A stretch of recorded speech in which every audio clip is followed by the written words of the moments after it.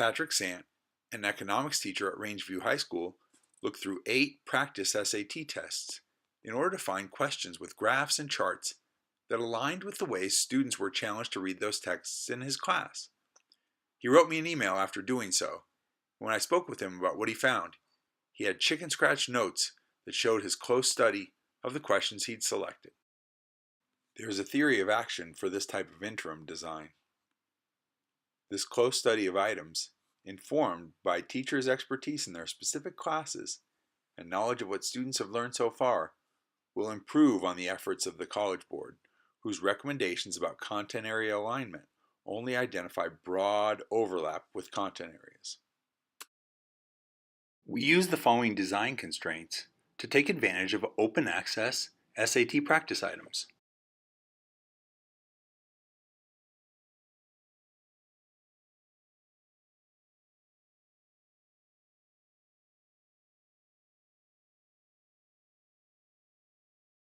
Okay, so I chose test number 1, question number 33, and it's a question concerning the number of portable media players sold worldwide each year from 2006 to 2011.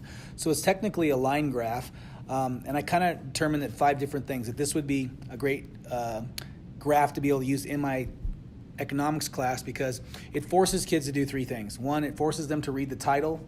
It forces them to read the axes of the graph so they can read the graph, and then it requires them to do a conversion.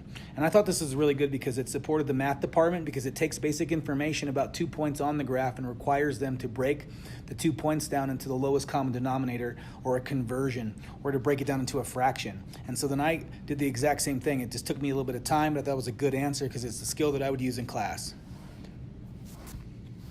So you already worked this question yourself? You didn't look at the answer key while you were doing this? No, because the question itself, I don't even see how to answer it because it asks the question. It says, according to the line graph above, the number of portable media players sold in 2008 is what fraction of the number sold in 2011? And it doesn't even give you a way to select an answer here, A, B, C, or D. So I had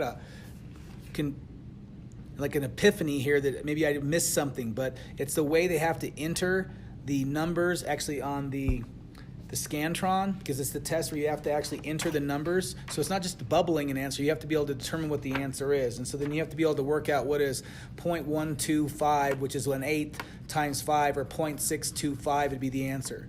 So it also requires the students to grid in on the answer sheet? Yes. Sweet, thank you. Is that good?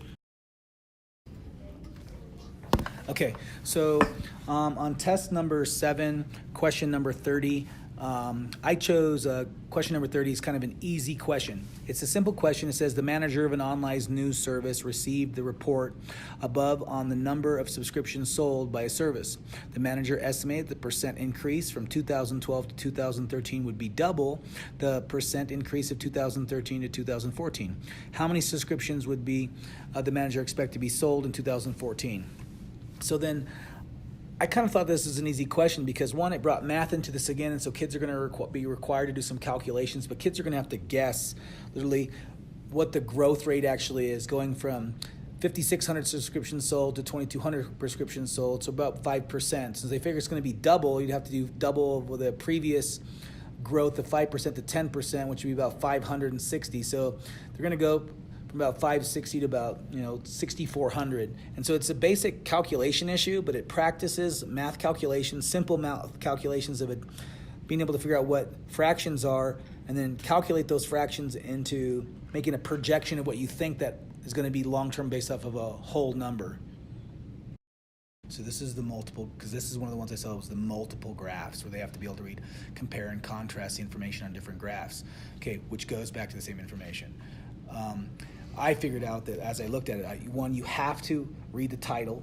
You have to teach kids to read the axes of the graph, and then if you're going to be comparing and contrasting different graphs, it's can kids make, in the English terms, an inference or an educated guess about the connections between the different graphs. In this graph, there was money raised, dollars pledged, and success rate of the money raised. And so then going back to my previous question that I did from test one is kids have to read the title, they have to read the axes, and then they have to understand what the questions are actually answering, or sorry, what the questions are actually stating. And this one says, which choice offers an accurate interpretation of the data in the graphs? And so what I did is I went through each individual answer and I said, which one was the one that was accurate? And like the project the category with the lowest amount of money raised was also the most successful funded project category. So then kids have to be able to break down the answer and figure out which two graphs is it accurate in, because there are falsehoods and truths in each individual statement, but only one statement has two truths, which is the correct answer. In economics class, students play a stock market simulation game. I think I want to know why Starbucks is not doing as well because, like, so it dips in winter and then goes back up in summer, and then that kind of shows a weird correlating pattern. While Patrick is studying SAT graphs for the first time, he has long experience supporting students in reading charts and data in the stock market simulation. I shorted Netflix because I thought it would go down. Last year, Patrick and I eavesdropped on two of his higher performing students as they navigated the dashboards in the game and conducted informal research to answer questions that arose. Since it's becoming warmer weather and there would be less people that would want to stay on their TVs and more people that would probably most likely want to go to the gym or go outside but I guess since there's new shows now that are coming out, it was a bad decision to short it in the long run. So I'd have to cover that. Let's see. That's a lot. Oh good, it went down. But I should probably cover it right now. Is it okay if we can go to like Yahoo Finance? So Yahoo. Yeah. Let's see. Oh man, they're really going up. I don't know why.